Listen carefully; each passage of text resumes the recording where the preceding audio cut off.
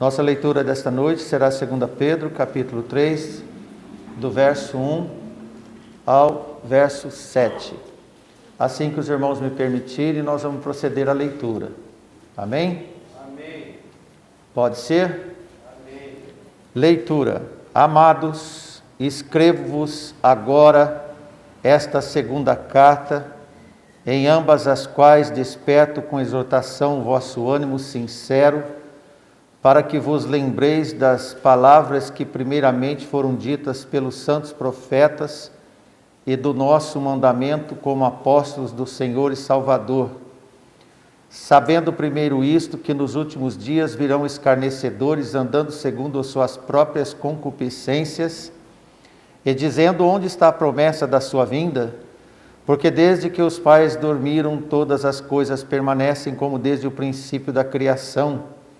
Eles voluntariamente ignoram isto, que pela palavra de Deus, já desde a antiguidade, existiram os céus e a terra, e que foi tirada da água, e no meio da água subsiste, pelas quais coisas pereceu o mundo do então, coberto com as águas do dilúvio.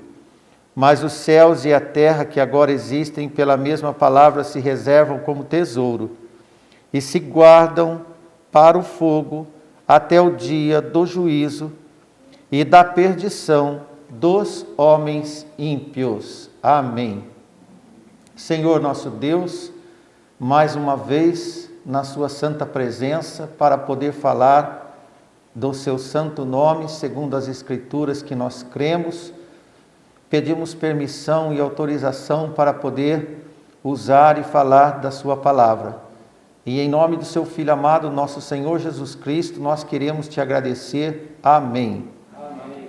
Amados irmãos, todos aqui presentes, como sempre, o apóstolo trata os caríssimos irmãos das igrejas com gentileza, demonstrando honra aos amados que mereciam ser despertados para que animados pudessem seguir em frente. Porque as coisas são difíceis, mas não impossíveis. O Evangelho é o Evangelho das impossibilidades e das crenças e da fé daqueles que as têm, informando que é a segunda carta escrita pelo apóstolo. Tanto numa como no outra, o apelo para o despertamento nos irmãos, numa sã compreensão dos fatos agendados para acontecerem. Disto nós falaremos hoje, se Deus nos permitir. De forma que Pedro exorta pela segunda vez, nesta segunda carta, com o objetivo de chamar a memória dos irmãos pelos fatos dos escritos santos, as palavras dos profetas. Pois como qualquer um de nós pode correr o risco de esquecer ou deixar essas verdades um dia aprendidas e rebaixá-las no segundo plano e começar a dar um olhar mais atencioso para as coisas seculares, a chamada apostasia. Devemos ficar atentos e, com o tempo, considerar que o que foi ensinado, tanto dando margem de erros entre o meio dos falsos, que sempre se multiplicam. O propósito de Pedro era manter as mentes dos irmãos puras, alma pura. Para isso foi necessário despertá-lo com este segundo escrito. Como ele escreveu em 1 Pedro, capítulo 5, versículo 8, já de antemão na primeira carta, ele já avisara e alertava os irmãos para ser sóbrios, para vigiar, porque o diabo, vosso adversário, anda em derredor como leão bramando, buscando quem possa tragar. Neste meio que nós estamos aqui agora na igreja, você que está nos ouvindo, Satanás está em volta, querendo arrumar uma brecha para poder te derrubar. Então, escrever as mesmas coisas para os mesmos problemas e as mesmas dificuldades não era incomum dos apóstolos entre eles. Também não deve ser incomum nas igrejas que nós cremos ser do Senhor, por isso aqui estamos. Amém? entre nós, pregadores, com toda a responsabilidade delegada pelo Senhor, entre os líderes e também os pais nas suas casas, a alertar irmãos e os filhos é um dever de todos nós. Desta forma, Pedro vai encerrando a segunda carta, como nós podemos antecipar, no capítulo 5, versículo 12, desta primeira carta. Por Silvano, fiel irmão, como cuido escrevi brevemente, exortando e testificando que esta é a verdadeira graça de Deus, na qual estáis firmes. Este irmão Silvano é pouco conhecido na palavra de Deus, mas aqui ele recebe uma menção nominal, em que ele era um fiel irmão, e ele diz que, com poucas palavras, Pedro escreve, mas dentro dessas poucas palavras, no cerne dessas palavras, existia a exortação testificativa que a verdadeira graça de Deus estava naqueles irmãos e eles estavam firmes. Esta é a vontade de Deus na sua vida, meu irmão, estar firmes. As doutrinas e os mandamentos anunciados pelos profetas, naquele momento os apóstolos, era o meio mais eficaz de preservar os convertidos cristãos para não serem seduzidos pelos falsos mestres. Mencionando no capítulo anterior, se você tiver a curiosidade de ver o capítulo 2 de 2 Pedro, você vai ver que Pedro lembra de Ló, lembra de Noé, e ele também alerta sobre os atrevidos, obstinados, falsos, que não fazem uma coisa ou outra a não ser querer atrapalhar o Evangelho de Deus. Então este perigo da sedução e assédio sempre rondou os verdadeiros seguidores do Senhor. O apóstolo começa informando aos irmãos que ele pretende, nesses escritos das duas cartas, foi trazer estas doutrinas e preceitos para que eles não esquecessem de fazer e ser do jeito certo. Paulo também era preocupado com possíveis desvios, como nós vemos também ele alertar o jovem evangelista Timóteo a ter sempre o mesmo cuidado pertinente na sua segunda carta a Timóteo, capítulo 4, versículo 2 e 5. Corre lá, irmão, bem rapidinho, por favor, para você ver o que Paulo também escreve a Timóteo. E antes, no versículo 2, quando você pode ver, Paulo está dizendo: olha, meu estimado jovem, pregue a palavra em qualquer tempo, no tempo que aparecer, no momento que for necessário, isto é, inste a tempo, fora de tempo, e que alguém não vê oportunidade, mas você prega, corrijas, repreendas, exortes com toda a longanimidade de doutrina. E agora vem o recado de Paulo, o porquê dessa preocupação exortativa. Ele diz: porque virá tempo em que não suportarão a sã doutrina, mas tendo coceiras nos ouvidos, amontoarão para si doutores conforme as suas próprias concupiscências, e desviarão os ouvidos da verdade, voltando às fábulas. Mas tu sê sóbrio em tudo, sofre as aflições, faze a obra de evangelista e cumpre o teu ministério. Irmãos, as igrejas e as pessoas têm um emblema muito forte: aqueles que querem a verdade e aqueles que querem simbologias, fábulas, invencionices. Olha só, isto não está sendo escrito hoje, redigido por nenhum apóstolo, porque não existe apóstolo hoje, mas foi escrito por um apóstolo há 21 séculos, irmãos, e está tão palpável para nós.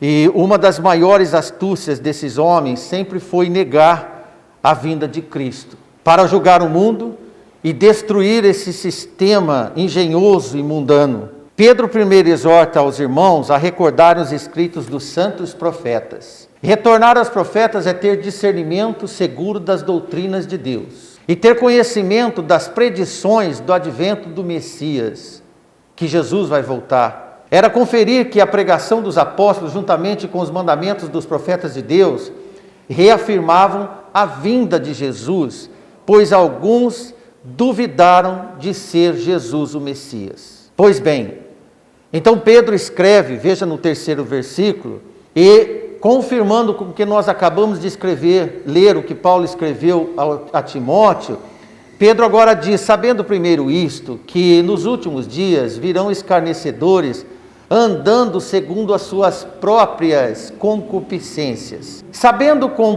prioridade que os falsos exercerão muitas influências sobre o povo, o que nós constatamos no versículo 3, isto sinaliza um tempo importante para ser notado, observado. O que aconteceria primeiro em ordem de importância do tempo, de que onde eles poderiam concluir, que eles deveriam lembrar das previsões dos profetas e dos mandamentos dos apóstolos. É a única forma verdadeira de garantir segurança entre os fatos atuais e entre os fatos futuros e o que nós vamos crer. Judas também escreve no capítulo 1 só, porque só tem um capítulo, mais versículo 17 e 18, ele escreve nos mesmos teores essa importância do aviso. O terceiro aviso que nós estamos vendo, Pedro, Paulo e Judas. Se os irmãos lembrarem quando nós estudamos a carta de 2 Pedro, vão lembrar que nós comentamos que a carta pequena de Judas e 2 Pedro, elas são bem similares uma com a outra. Então você vai ver que o que nós vamos ler de Judas não tem muita diferença nenhuma entre principalmente Pedro e Paulo. Olha o que ele escreve: mas vós, amados, lembrai-vos das palavras que foram preditas pelos apóstolos de nosso Senhor Jesus Cristo. Um deles é esse que nós estamos lendo, Pedro. Os quais vos diziam que nos últimos tempos haveria escarnecedores que andariam segundo as suas ímpias concupiscências. Por isso que Judas repete Pedro, porque ele tinha ouvido e visto o que Pedro tinha falado, e agora, alguns anos depois, ele reescreve. E Pedro tinha copiado dos apóstolos, e Judas copiado de Pedro. E nós, olhando o que todos escreveram, estamos com uma riqueza de informação, e eu creio que nós deveríamos ter menos chances de cair em qualquer engodo que fosse, porque nós temos a Escritura completa entre nós, e eles ainda não tinham. Então veja que isso logo no primeiro século, essas riquezas de informações, enquanto isso apareceu uma grande seita, uma seita chamada gnósticos, a seita do gnosticismo. Eles negavam a ressurreição dos mortos e de Jesus, mas isso pegou mal, e pega mal até os dias de hoje. Era tão recente Jesus ter sido crucificado, era tão recente a ressurreição de Jesus. Pedro e esses homens eram todos testemunhas oculares, e publicamente esses homens negavam tudo, na cara dura entre esses apóstolos, e pregavam por quatro cantos das pessoas que eram fracas, que não era nada do que eles falavam, que os apóstolos falavam. Então, meus irmãos, negavam a ressurreição dos mortos, e negaram a ressurreição do nosso Senhor Jesus Cristo, e eles também alertaram os irmãos sobre isso, principalmente o apóstolo João. Mas o que eu quero dizer para os irmãos, nós queremos dizer, é que esta seita nunca deixou de existir, e atualmente ela ganha muitos adeptos. Haverá escarnecedores, diz Pedro, pessoas que tentarão transformar a verdadeira igreja de Cristo no ridículo. Ridicularizar, por exemplo, você que vem à igreja, que crê no nosso Senhor Jesus Cristo. Pois aqueles que já sabem que estão derrotados e não têm argumentos nenhum, é uma maneira mais provável de depreciar a verdade, escarnecendo de Deus, escarnecendo da verdade. E eles atuarão abertamente, sem esconder, tomando a liberdade de remover os padrões de uma vida santa. Serão envolventes e mudarão as estruturas conservadoras das palavras de Deus no seio do povo de Deus. Veja como esse produto final está ocorrendo entre nós. Essa pesquisa que eu vou passar para vocês, ela é de 2014 e nós já estamos em 2021. Possivelmente essa proporção já aumentou muito. Eu vou passar alguns dados para vocês. Muitos pastores não creem mais no inferno e não pregam mais sobre a condenação eterna. Sabe por quê, irmãos? Porque não creem. 23%, isto é quase um quarto dos cristãos nominais britânicos, não acreditam na ressurreição de Jesus Cristo. Esses são os pregadores modernos do antigo gnosticismo. Apenas a metade dos pastores evangélicos creem que o anticristo virá a qualquer momento no futuro. Metade não creem. E sobem no púlpito e pregam outras coisas. Essa pesquisa foi feita com 1000 pastores. Pastores luteranos, metodistas, batistas, presbiterianos, assembleianos e outros pentecostais. E essa pesquisa resultou que a metade deles não creem que Jesus de fato ressuscitou. Muitos frequentadores das igrejas de hoje, sinceros e com sede de ouvir o Evangelho, eles pedem para ouvir pregações da vinda de Cristo, mas poucos pastores pregam ou ousam adentrar, por exemplo, em Apocalipse, Daniel, Ezequiel. E sabe qual é a resposta que eles dizem? Porque há muita discordância sobre esses fatos, então eles acham melhor não falar nada. Isso está correndo nos nossos dias. E de forma, irmãos, que esses desvios já ocorrem atualmente, não por não atentarem aos alertas dos profetas e aos apóstolos que nós acabamos de ler, a partir dos púlpitos, das escolas de teologias e dos livros dos teólogos, que falam muitas coisas, mas não pregam a vinda de Cristo. E optam por uma maioria de cultos e pregações de autoajuda, de equilíbrio emocional, o evangelho moderno agora, que é o evangelho coach, que entrou filosofia, finanças, recursos humanos e lições de vida, mas não de arrependimento. Eles não pregam arrependimento. Esses pacotes de falsos ensinadores é que estão arregimentando cada vez mais seguidores, nas redes sociais principalmente. E nesses tempos de pandemia, as pessoas começaram a encontrar esses refúgios desses homens que aliviam o medo de morrer, o medo de hora ou outra falecer. Então eles procuram a salvação não em Cristo, mas em palavras mirabolantes que lhes dão segurança que tudo vai dar certo, que nada vai acontecer conosco. E isto não é fé. Isso é um advento de uma segurança do homem para o homem. Esses homens, na verdade, eles não querem retornar ao ensino sagrado. Eles não querem entrar na Bíblia e ver o que a palavra de Deus tem falado sobre esses tempos. Esses homens são submissos à grande Babilônia. Culparão os verdadeiros seguidores de Cristo que permanecem fiéis nas Escrituras, na sua fé, associando com os próprios homens mundanos, com os quais serão parceiros. Os verdadeiros discípulos serão acusados de serem responsáveis pelos males do mundo. Já está ventilando nas redes, já está ventilando nos jornais que o cristianismo é a culpa do caos que o mundo está nos dias de hoje. Em Apocalipse 17, 14, 15, onde todo o capítulo está falando sobre a queda da grande Babilônia, aquela prostituta que envolveu as nações. Versículo 14 diz: e combaterão contra o Cordeiro, e o Cordeiro os vencerá, porque é o Senhor dos senhores, o Rei dos reis, e vencerão os que estão com ele, chamados eleitos e fiéis.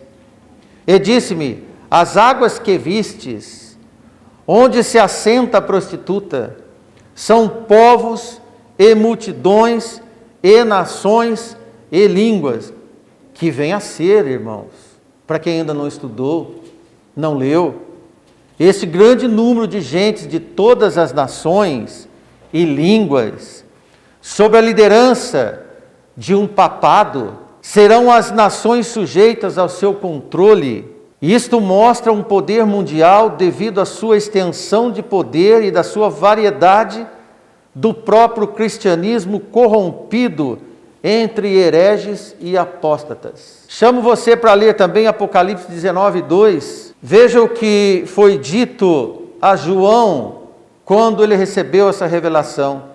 Porque verdadeiros e justos são os seus juízos, pois julgou a grande prostituta que havia corrompido a terra com a sua fornicação, e das mãos dela vingou o sangue dos seus servos.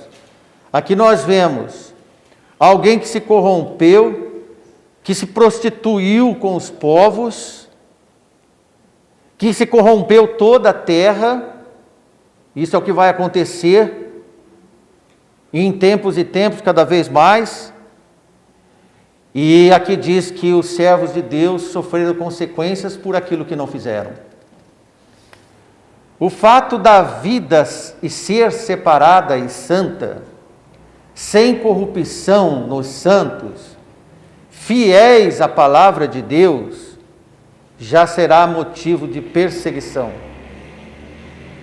O não negar Jesus será cada vez uma questão de vida ou morte. Ato aplicado pelos ecumênicos prostituídos. Esses são as águas que o anjo informou João, nestas revelações que acabamos de ler em Apocalipse. No início zombaram sarcasticamente dos irmãos zelosos, como nós vemos Pedro, vemos Judas e vemos Paulo dizer, quando nós vemos o versículo 4, dizendo: onde está a promessa da sua vinda? Porque desde que os pais dormiram, todas as coisas permanecem como desde o princípio da criação. Olha, irmãos, questionadores da fé sempre estarão dispostos a envolver numa possível desistência, isto em primeiro instante. Eles têm uma disposição descomunal para rebaixar aqueles que têm fé. Sempre nos perguntarão: cadê o Jesus que você espera? Cadê Jesus? Sugerindo um fracasso da sua esperança, um fracasso total da vinda, e apresentando as suas teses de que Jesus não vai voltar. E as pessoas não precisam dizer verbalmente, a atitude da vida deles, quem não espera Jesus não crê que ele vai voltar, porque não tem como fugir dele, se crê que ele vai voltar. Então um dos argumentos deles é, porque desde que nossos pais dormiram, todas as coisas permanecem como desde o princípio da criação. Como se dissessem, aqueles bons anciãos, os honestos profetas, todos esperaram, morreram e nada aconteceu. Olha, 21 séculos depois, eles estão dizendo para nós, vocês creram nos profetas, creram nos apóstolos, passaram 21 séculos crendo nos pregadores, Jesus ainda não voltou. Isto é, já está na hora de você ser mais inteligente. Mude a sua esperança. Este é o convite que o mundo vai te fazer e tem feito aos nossos filhos. Seus filhos esperam Jesus? Você espera Jesus? Você tem pregado que ele vai voltar? Então eles dizem, vocês que creem serão falecidos como eles um dia. E Jesus não voltará. Nós temos anciãos nessa igreja que já faleceram, creram, pregaram que Jesus ia voltar, e eles morreram e Jesus não voltou. Por mais pífio que esse argumento é, ele cai no encanto das pessoas. Assim esse assunto continua por centenas e centenas de anos e permanecemos da mesma maneira. É o que dizem. Eles querem dizer agora então, se você olhar pela lei da natureza, elas são mais sérias do que você crê. A esperança que você tem, dizem os descrentes. Olha a natureza. Desde que todos estão falando que Jesus vai voltar, a natureza continua a mesma. Então por que você não lida mais com a natureza, ao invés de lidar com a sua fé? Então as pessoas estão mais envolvidas com a natureza, do que a vinda do nosso Senhor Jesus Cristo. As pessoas querem preservar coisas e não querem crer que Jesus vai voltar. E ninguém está aqui para destruir nada. Nós estamos aqui para absorver tudo que Deus nos deu, da natureza e viver. Então dizem, onde está a promessa? Onde está Jesus? Cadê Jesus? Jesus não vem? E essa zombaria é perigosa quando insinuam uma dúvida quanto à ressurreição de Jesus. Eles dizem, Jesus não vem. E eles ainda questionam, será que Jesus ressuscitou mesmo? Porque quando a certeza da ressurreição é abalada, não há mais evangelho, meus irmãos. O poder de Cristo é reduzido a nada. Foi apenas mais um mártir que veio e morreu. Toda a religião se foi. Toda a crença se foi. Então Satanás aponta diretamente para a garganta da igreja, quando ele destrói a fé da vinda de Cristo, da ressurreição dos mortos e a ressurreição de Jesus. Por isso que os púlpitos andam mortos. Por isso que as igrejas andam sendo iludidas. Porque os próprios pregadores não creem quando falam naquilo que está escrito. Paulo, oportunamente, comenta este possível desastre a partir do seu exemplo. Faço questão de você abrir em 1 Coríntios, capítulo 15, versículo 32. Versículo conhecido, mas encaixa no que nós estamos falando. Paulo diz, se como homem combati em Éfeso e contra as feras, que me aproveita isso, se os mortos não ressuscitam? Comamos e bebamos, e amanhã morreremos. Você leu? Paulo diz sobre ele, se o que eu fiz no Evangelho até hoje, enfrentei todas as bestas satânicas ferozes que me açoitaram, julgamentos, tudo que eu já sofri de açoites, e agora se eu achar que Jesus não ressuscitou e que não há ressurreição dos mortos, que adiantou? E ele diz um conselho que as pessoas gostam de fazer, comamos e bebamos e amanhã morramos. E algumas igrejas, nós sabemos que o Testemunho de Jeová, Adventista, não creem no inferno também. E eles não estão nem nessa pesquisa de quem deveria crer na condenação eterna. E convoco você também a ler 1 Coríntios capítulo 15, versículo 4. Novamente Paulo fala, e se Cristo não ressuscitou, logo é vã a nossa pregação, e também é vã a vossa fé. Olha, se Jesus não ressuscitou, não adianta você pregar. Se Jesus não ressuscitou, não adianta você ter fé. A sua fé deve estar baseada na ressurreição do nosso Senhor Jesus Cristo e que Ele vai voltar. Amém? Amém? Paulo foi sincero, irmãos. Pois quem não espera na ressurreição, também não crê na ressurreição de Cristo, que busque outros atrativos e aproveite então o máximo até o dia que morrer. Tudo se torna inútil. Inútil estarmos aqui reunidos, inútil pregar e ouvir as pregações também. E o fato lamentável é que alguns das nossas igrejas, sem perceberem, estão sem crer como criam. Então não se importam mais com o Evangelho e não zelam por ele. E estão fazendo exatamente o que Paulo disse: come e bebe, vai cuidar da sua vida. Por isso nós devemos tomar cuidado quando alguém diz, a partir de hoje eu vou cuidar da minha vida. Tem muitas coisas embutidas atrás disso, porque você não está levando em consideração a vida que Cristo te deu. Porque Ele ressuscitou para te dar a vida. Morreu, ressuscitou. Amém. Ou agora eu vou cuidar só de mim. A partir de hoje eu quero me divertir. Quero viajar, fazer tudo o que eu puder. Nada errado de fazer, desde que você não seja uma pessoa que coloque toda a sua esperança nesses divertimentos. Nós podemos passear, irmãos, mas levar o Evangelho junto, por onde a gente for. E esses irmãos muitas vezes acabam sendo tão descrentes, piores que antes. Muitos caem na folia do mundo, realmente. Aproveitam o máximo as ofertas do mundo, e é o que não falta. Se alguém quer oferta do mundo aqui, Satanás está da porta para fora oferecendo tudo que você quiser. Numa pequena cidade como a nossa. Tudo. Então, Pedro diz no versículo 5, eles voluntariamente ignoram isso, que pela palavra de Deus, já desde a antiguidade existiam os céus e a terra, que foi tirada da água e do meio delas subsistirão. Amém? Amém. Eles não só apenas duvidaram da volta do Senhor, esses zommadores propositalmente ignoram a sua ressurreição, como já acabamos de dizer.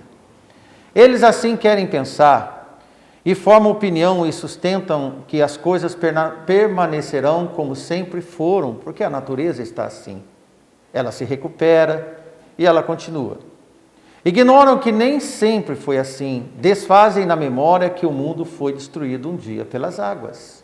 E Pedro escreve: quando encontram, por exemplo, fósseis nos desertos, longe, muitas centenas de quilômetros das águas, sempre arrumam uma teoria para justificar todo tipo, inclusive que um dia o deserto foi mar, mas nunca que foi o dilúvio. Por isso, eles voluntariamente são ignorantes, como nós vemos no versículo 5. Ignoram isso. Eles não se importam em saber ou considerar, porque a palavra deles é desconstruir em tudo. Desconstruir o cristianismo, desconstruir a família, desconstruir tudo que fala de Deus. Apesar disso ser horrível, a palavra de Deus continua firme naqueles que creem. Então Pedro diz: os céus e a terra não são, já foram diferentes.